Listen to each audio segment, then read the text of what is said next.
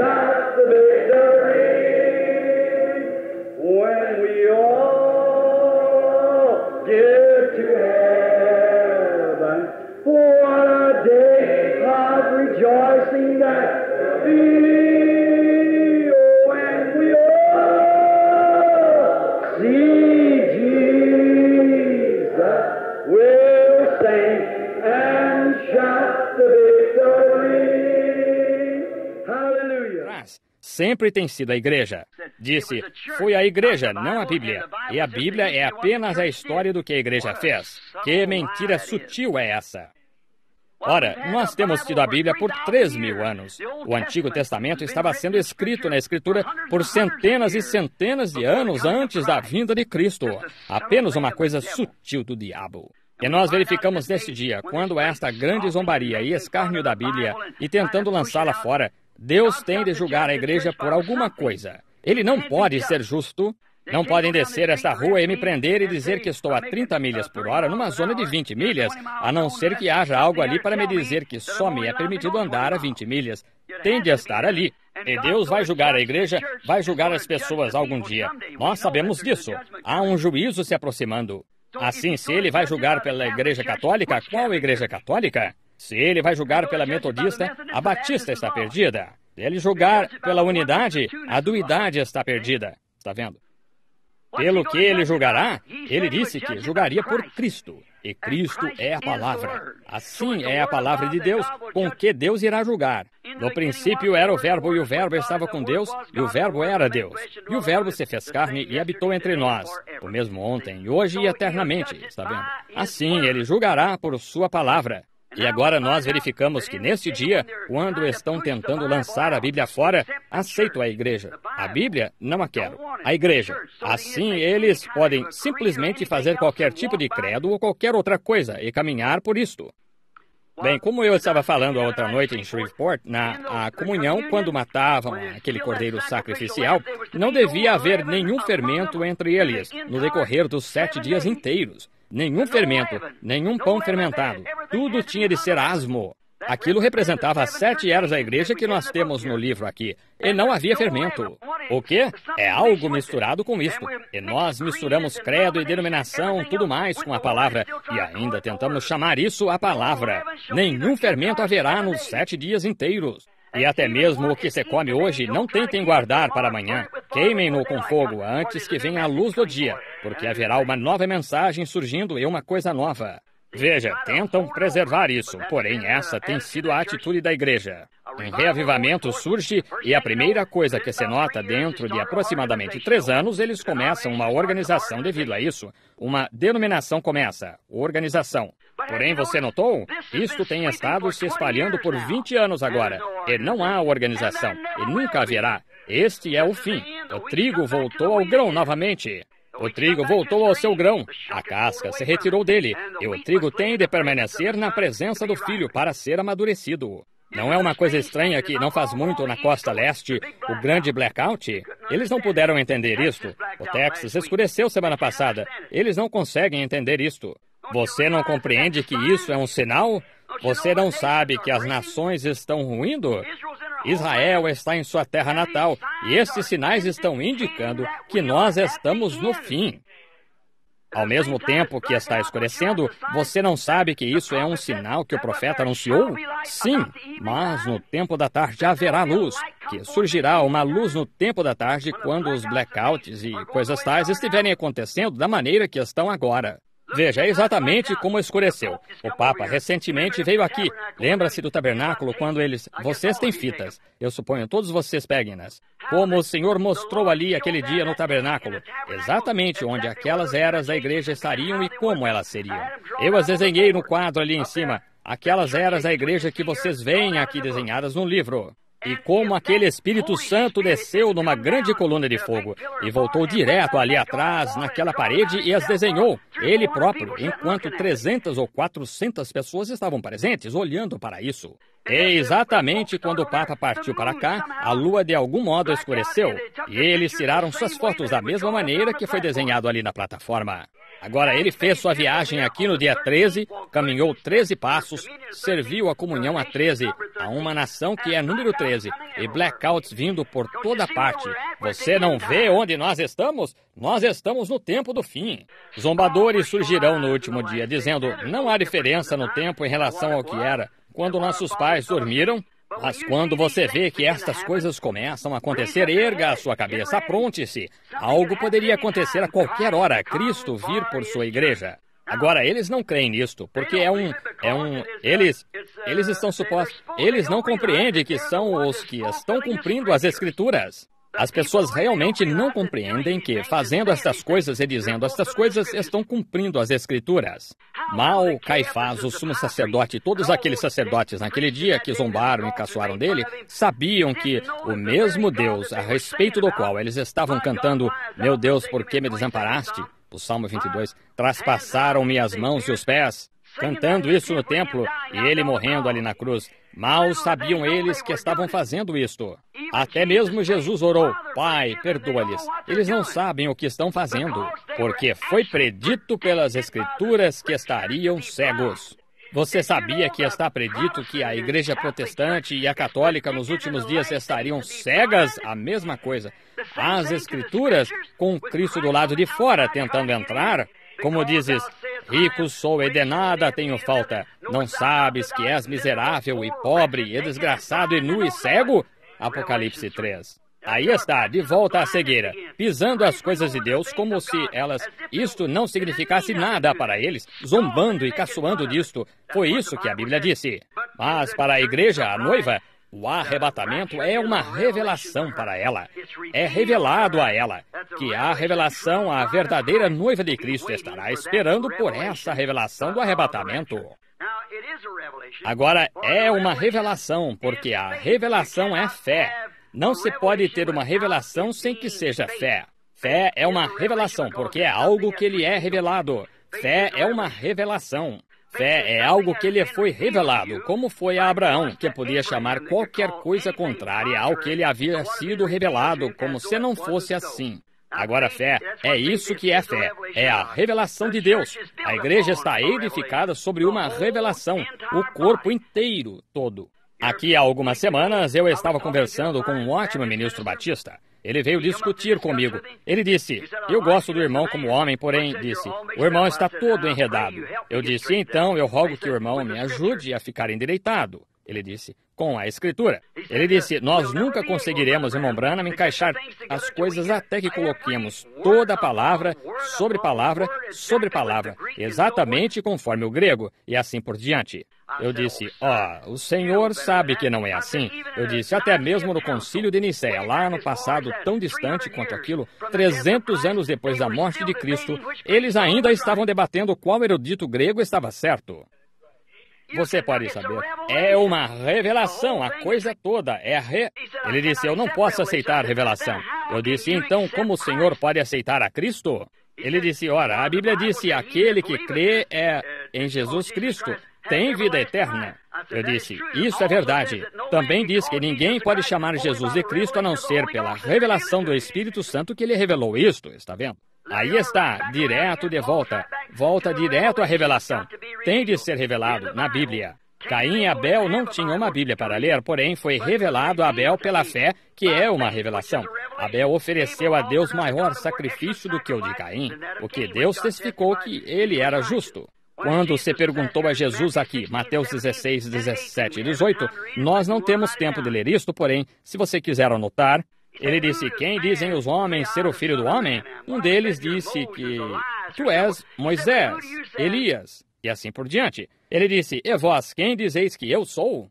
Ele disse, tu és o Cristo, o Filho do Deus vivo. Ele disse, bem-aventurado és tu, Simão, filho de Jonas, porque não foi carne e sangue quem te revelou, meu Pai que está no céu te revelou. Sobre esta rocha, a revelação espiritual de quem Deus é, quem Jesus é. E Ele é a revelação de Deus, Deus feito em carne e revelado ao mundo. Ele esteve no mundo, Deus esteve em Cristo reconciliando o mundo consigo mesmo, revelando o que Deus era num corpo de carne.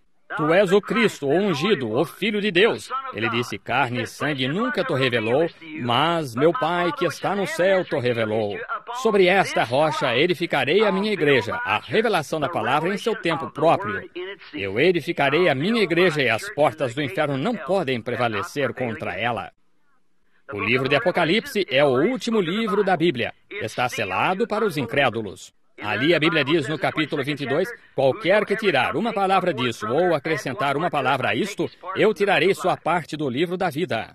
Nós compreendemos que então foi inteiramente dado a crentes. E isto abre o livro de Apocalipse e revela quem é o autor deste livro inteiro. Ele era, na aparência, como Alfa e Ômega. De Gênesis a Apocalipse, Jesus Cristo é exatamente o mesmo de ponta a ponta. E revela seu completo mistério de si mesmo e seus planos para suas eras, a igreja que haviam de vir, e foi selado ali por 7 selos. Agora, o livro foi escrito, mas então lembre-se, ele foi selado com 7 selos, e estes 7 selos não haveriam de ser abertos, Apocalipse 10, até o toque do último anjo terrestre na terra, Apocalipse 10, 7, está vendo? E nos dias do toque da mensagem do último anjo, 7º anjo, se cumprirá o segredo de Deus nessa era. Essa é a era em que estamos vivendo. Todos sabemos que estamos vivendo na era de Laodiceia. Nunca haverá outra era além. Não pode haver. Assim, estamos vivendo na era de Laodiceia. E estes 7 selos que têm retido esse livro, que são um mistério para as pessoas, deveriam ser abertos nesse dia. Foi isso que ele prometeu. Agora não será nada fora da palavra, porque não se pode acrescentar a palavra ou tirar da palavra. Tem de permanecer sempre a palavra. Porém, a revelação é para revelar a verdade dela, o que ela é, para fazer isto se encaixar com o restante da Escritura. E então Deus indica que isso é a verdade. Está vendo? Deus não necessita de nenhum intérprete. Ele é seu próprio intérprete. Ele faz sua própria interpretação ao trazer a cumprimento as coisas que disse que aconteceriam. Como no princípio ele disse, haja luz, e houve luz. Isso não necessita de nenhuma interpretação. Foi vindicado. Agora, ele prometeu certas coisas neste último dia, na Escritura. Ora, ali estava. Assim é como Jesus foi o Filho de Deus. Ele prometeu enviá-lo. Quando ele esteve em seus dias aqui na terra, e o povo não pôde crer nele, ele disse, examinais as Escrituras, porque vós cuidais ter nelas a vida eterna, e são elas que de mim testificam. Se não faço as obras do meu Pai, então não me creiais. Porém, se não podeis crer em mim, crede nas obras que eu faço, porque elas testificam quem eu sou. Bem, então, na era de Wesley, as obras que ele fez testificaram quem ele era. Na era de Lutero, na Reforma, ora, sem dúvida, isso testificou quem ele era. Nos dias dos pentecostais, o restaurar dos dons, a restauração dos dons, falar em línguas e expulsar demônios, e os dons, ora, isto testificou. Não houve gracejo acerca disto. As pessoas disseram quando isso surgiu, eu li os livros sobre a história do Pentecostes. Disseram, não pode durar muito, isto se extinguirá. Ainda está ardendo. Por quê? É porque nunca se apagará isto. Deus disse que estaria ali. É aquela porção da palavra, e não mais se poderia apagar isso. E então, quando a noiva estiver sendo chamada a sair, como você vai apagar isto? É a revelação da manifestação da palavra feita verdade. E nós estamos vivendo nesse dia. Louvado seja Deus, a revelação do mistério de si mesmo. Agora, o arrebatamento é só... Esse arrebatamento acerca do qual estamos falando é só para a noiva. Lembre-se, a Bíblia disse, e os outros mortos não reviveram por 1000 anos. Este grande arrebatamento. Se não há um arrebatamento, amigos, onde nós estamos?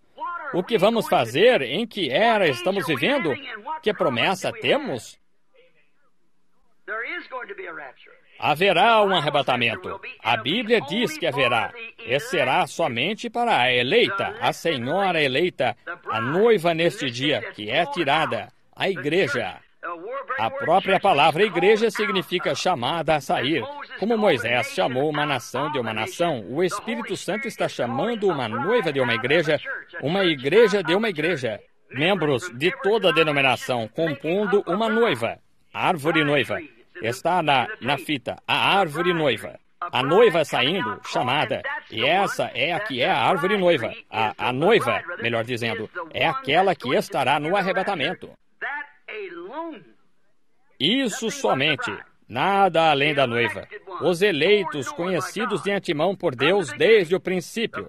Os genes espirituais do Pai. Vamos parar aqui só por um minuto. E eu fico nervoso pensando que vou segurá-los por demasiado tempo. Porém, note, veja, cada um de vocês. Você sabe, anos antes que tivesse nascido, você estava em seu pai como um gene? Isso mesmo, um germe. Uma semente estava em seu pai. Vem do sexo masculino, não do feminino, está vendo? O feminino fornece o óvulo, um campo de cultivo. Porém, o germe vem do pai. Agora, escute. Em meu pai, ou meu filho sentado aqui, quando eu tinha 16 anos de idade, meu filho estava em mim. Eu não o conhecia, porém ele estava ali. Agora, através de um campo de cultivo, através do santo matrimônio, ele se tornou conforme minha imagem. Eu o conheço. Eu posso ter companheirismo com ele e ele veio exatamente no tempo quando era o tempo certo. Agora, assim esteve você. Se você tem vida eterna, você foi em Deus antes mesmo que houvesse o mundo. Você é uma parte, um filho de Deus, um atributo de Deus. Ele sabia a exata era em que você viria, e o predestinou para essa era, para ocupar esse lugar, e ninguém mais poderia ocupá-lo. Não importa quantas personificações e coisas tais, você tem de estar ali porque ele sabia que você estaria ali. Agora você está manifestado. Agora você pode ter companheirismo com ele. E é isso que ele quer. Ele está anelando o companheirismo, ser adorado. Porém, se sua vida não esteve sempre como um atributo em Deus, você é só um imitador do cristianismo. Está vendo? Haverá milhões e bilhões deles. Eles serão apenas imitadores do cristianismo. Um comentário que eu fiz recentemente. Eu estava observando o irmão Demos Shakarian ali, quando estavam fazendo hibridação de gado, observando os tubos de ensaio e assim por diante, sendo coletados pelos doutores, e observando estas coisas. Na emissão literal do macho, há em torno de 1 milhão de germes que saem do macho a cada vez, e em torno de 1 milhão de óvulos que vêm da fêmea ao mesmo tempo. Porém, você sabia que em todos aqueles pequenos germes movendo-se continuamente, 1 milhão deles, só há um deles ordenado à vida e há só um óvulo fértil? E aquele pequeno germe arrastando-se passa por cada um daqueles outros pequenos germes, bem por cima de cada pequeno germe, parecendo-se exatamente como ele, e vem por cima desse, e vem aqui, e encontra aquele óvulo fértil, e entra nele, e então todos os demais morrem? Ora, fala-se em nascimento virginal. Não é misterioso nem a metade do que um nascimento físico, como é pré-ordenado, predestinado por Deus. Agora, no princípio, bem lá no passado, muitos anos atrás, antes que houvesse começado um tempo, se você é um cristão nascido de novo esta noite, você estava em Deus, então, seu Pai? É por isso, quando você entra nesta vida aqui e professa o cristianismo, bem, tudo dando errado, você se perguntava por que era isto e tudo isto. Isto você se perguntava a respeito. Porém, um dia algo tocou-lhe. Que foi isso? Aquela vida que estava ali embaixo desde o princípio. Esse é isto, como meu pequeno relato acerca da águia, encontrando-se, sua mãe encontrando a águia. Vocês me ouviram pregar sobre isso. Como aquela águiazinha foi chocada sob uma galinha. Porém ela, seus hábitos, ao tentar alimentar aqueles frangos, a águiazinha não conseguia engolir isso, porque ela não era um frango para começar.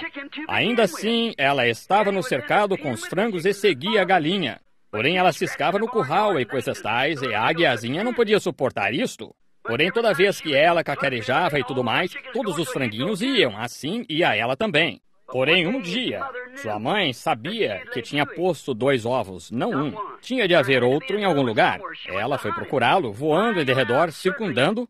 Finalmente, ela veio sobre o curral e ela encontrou seu filhotinho e gritou para ele. Era uma voz que ele compreendeu que aquela era a coisa que se enquadrava. Aquilo era o que ele estava procurando, veja. E ele compreendeu, então, que não era um frango. Ele era uma águia. E é dessa maneira, todo cristão nascido de novo, quando você vem, não importa a quantas denominações você se uniu, quantos nomes você pôs o seu nome nos livros e coisas tais, quando essa palavra genuína de Deus é vindicada e demonstrada ser verdade perante você assim, você compreende que é uma águia na mesma hora. porque todo este cacarejo da galinha, una-se a isto, e vá nessa direção e naquela direção. É bobagem, é um genuíno acrescentar palavra a palavra. Quando um germe entra no ventre da fêmea, ele não toma, você não se tornou um germe humano do seu pai, e então a próxima coisa você se torna um germe de um cão, e a próxima coisa de um gato, a próxima coisa de um frango. Foi tudo germe humano. E o corpo de Jesus Cristo, a noiva, será parte do seu corpo. O que será? Ele foi a palavra, e a noiva terá de ser a palavra. Palavra acrescentada à palavra, acrescenta a palavra. A justificação de Lutero, a santificação de Wesley, o batismo pentecostal do Espírito Santo, restauração dos dons e todo o restante acompanham isto, está vendo? Tem de ser palavra em cima de palavra, germe em cima de germe, vida em cima de vida, para apresentar a estatura completa da noiva do Senhor Jesus Cristo. Agora lembre-se, você era um atributo.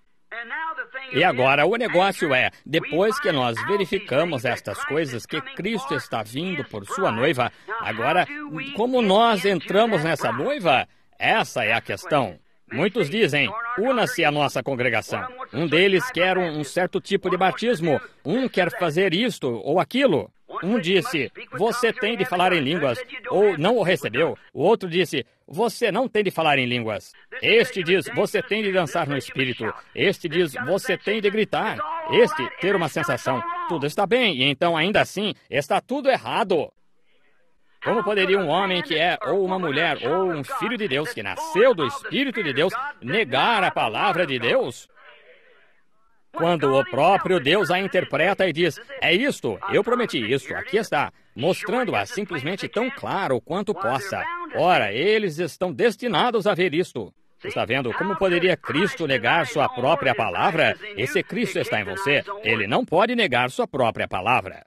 Então, como entramos neste corpo? 1 aos Coríntios 12. Todos nós fomos batizados em um Espírito, formando este corpo por um batismo do Espírito Santo. Isso, se você quiser anotar isso, é 1 aos Coríntios 12, 13. E por um Espírito todos nós fomos batizados. E o Espírito é a vida de Cristo, está certo? A vida de Cristo é a vida de qualquer semente, o que ele foi a palavra semente. Traz a semente à vida.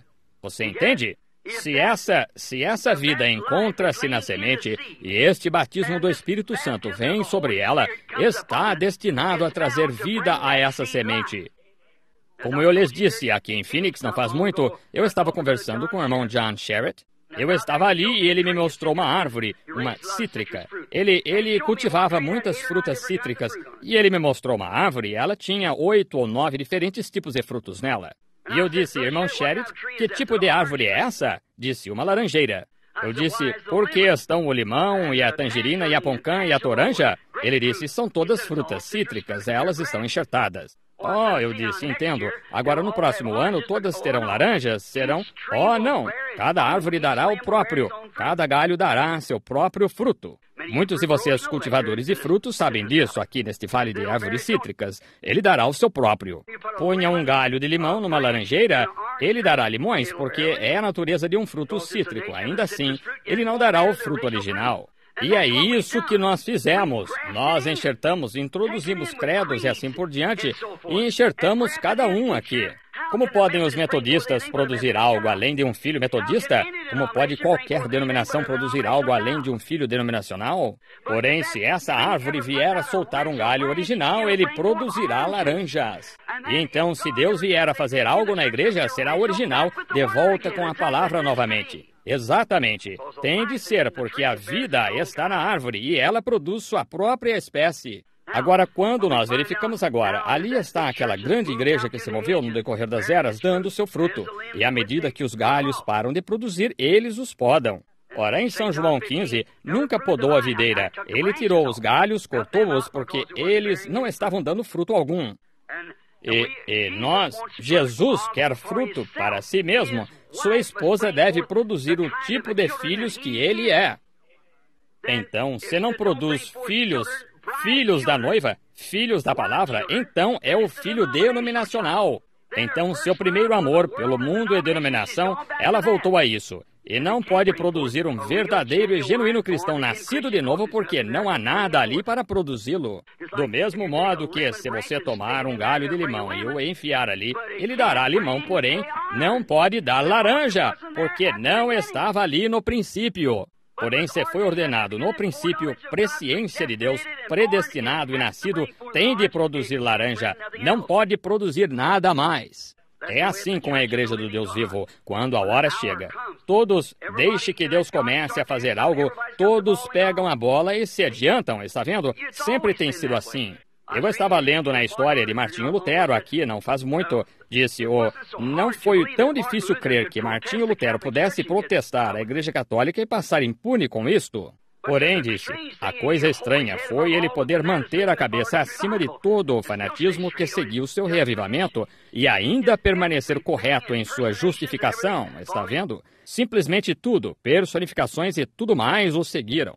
Veja a senhora Semple McPherson, Amy Semple McPherson, que tinha esse templo aqui. Toda dama pregadora tinha aquelas asas e carregava a Bíblia da mesma maneira, só personificações carnais. Eles não podem ser originais. É assim que as igrejas não podem ser. Deixe uma igreja adquirir alguma coisa na cidade, a outra igreja não pode suportar isto. Eles a adquirem, está vendo? Eles não são mais originais. A palavra de Deus é original, é a palavra, e ela tem de produzir sua espécie em sua ocasião própria, eleita, predestinada pelo Pai, Deus. Agora, como entramos nesta igreja? Todos nós fomos batizados em um Espírito, formando este corpo de Cristo, que é a noiva, a palavra, batizados ali pelo Espírito Santo. Agora, notemos se estamos nesta última era ou não. Agora nós verificamos, se abrirmos lá em Gênesis por volta do capítulo 5, você também pode abrir em Lucas e verificar que Enoque foi o 7º depois de Noé. Enoque. Aí pega a semente da serpente, porque se Caim foi filho de Abel, então ele foi o 8º, está vendo? Porém, em parte alguma na Bíblia disse que Caim foi filho de Abel, ou Caim foi filho de Adão. Porque isso, a Bíblia disse, ele foi daquele maligno, e Adão não foi o maligno, está vendo? Ele foi do maligno.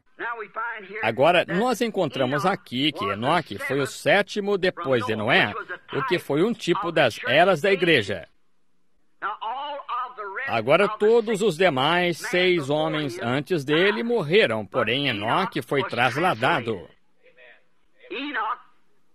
Enoque foi arrebatado, o 7º, mostrando que é a 7ª era da igreja que recebe o arrebatamento.